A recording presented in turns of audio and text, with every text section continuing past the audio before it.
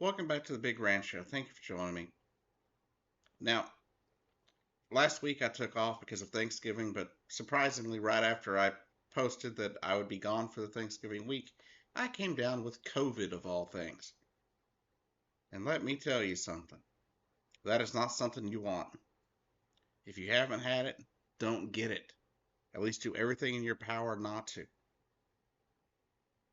I was lucky enough to get an updated booster back in October, so therefore I'm still here able to talk to you. I can tell you that last week was a week of hell for me and my wife. My wife brought it home, and here I am with it. Now, she tested negative yesterday, so she's out of it. She's getting done with it. And I figure I'll test negative today. I still got some coughing, still got some fatigue, but I feel like it's on its way out. But I can tell you right now that if you haven't got your vaccine, your updated booster, get the booster. I have a friend right now who has COVID, who lives just across town from me, who apparently didn't get it from us, got it from his wife, and he's not doing too well. And he wasn't able to get his updated booster. I think the last one he got was sometime at the end of last year or the start of this year. But whatever it is, he's not up to date and he's not doing great. So, if you're one of those people that think COVID is a thing of the past, that it's gone, it's not. Now, I'm not saying, not get out there and have fun, not get out there and enjoy your life. I'm not saying lock yourself away. What I'm saying is take precautions. Get the updated booster. Wash your hands. Wear your mask when you're in crowded places, especially if you're indoors. It's not so bad when you're around people, but you're outside. You're still possibly going to get it, but may not get it. But if you're on a bus, grocery store, wear your mask.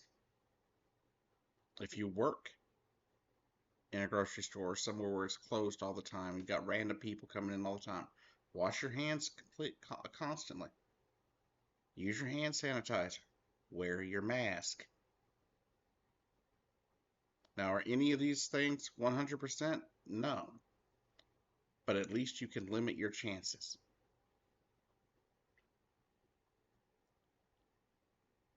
Now, there was a point last week, probably about Wednesday, where I thought I was going to have to go to the hospital, even with the vaccine. Luckily, I didn't have to. But I can guarantee you right now, in my state, if, in my physical well being and everything, if it wasn't for that COVID vaccine, I would not be here talking to you today. In fact, I'd probably still be sitting in a hospital somewhere, or I would have already, I guess, shuffled off the sportal coil, as it were.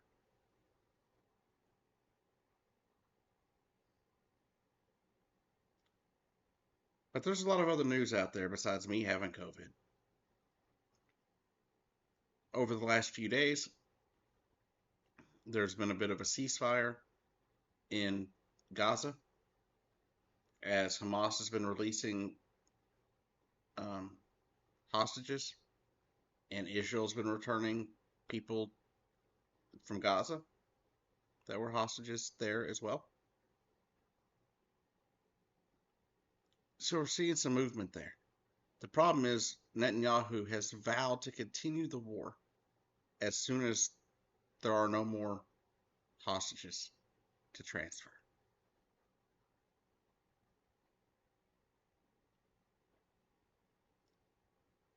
Diplomatic people are trying to get, through back channels and stuff, are trying to get this resolved with where war doesn't continue.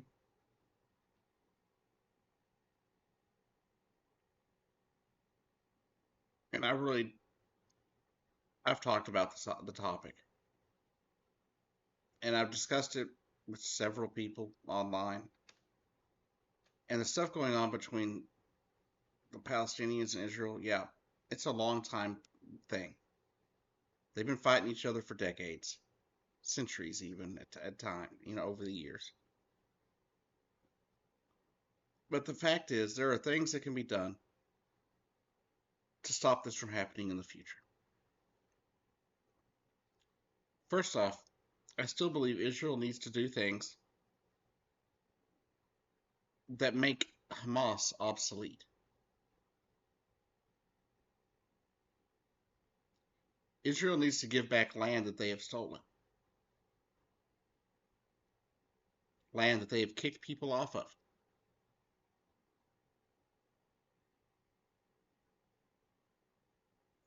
Now, I'm not going to sit here and argue with anybody over what happened in, 48 and 47, 48. I'm not going to argue with all that. What I do know, though, is prior to 1948, prior to 1947 even, Palestinians and the Jewish population of the area got along in relative peace before the existence of an Israeli state. Now, there was a civil war waged amongst both sides, and at the end of it, by 48, there was an Israeli state as set aside and created by the UN. Now, the thing is, there was supposed to be a two-state solution there. There was supposed to be an Israeli state and there was supposed to be a Palestinian state. But since 48, and especially since 67, the Israelis have not done that. They've done everything in their power to hold the Palestinian people down and oppress them. Thus, in the late 80s, came Hamas.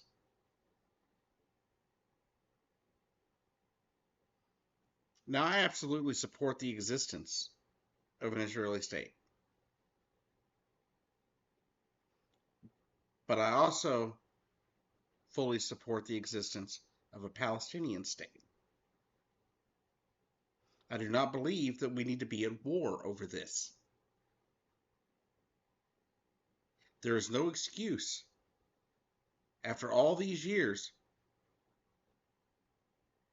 for the Israeli government and the IDF and police forces subjugating the Palestinian people like they do. There should not be blockades on medicine, food, and water, things like that being brought into the Gaza Strip. Shouldn't happen. They should not be uprooting and beating up Palestinians in the West Bank.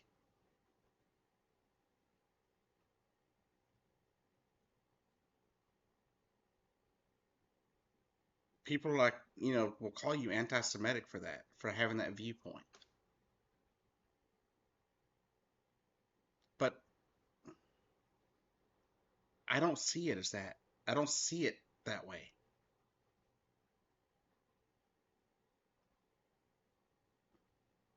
I've done nothing my entire life except really support the Jewish people.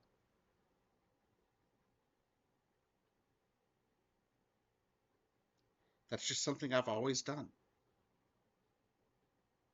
So it's hard for me to sit here and see what they're doing.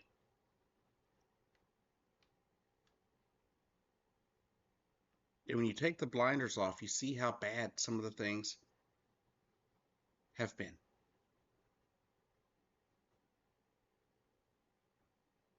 Now, I will support the existence of an Israeli state, but we have to support the existence of a free Palestine as well.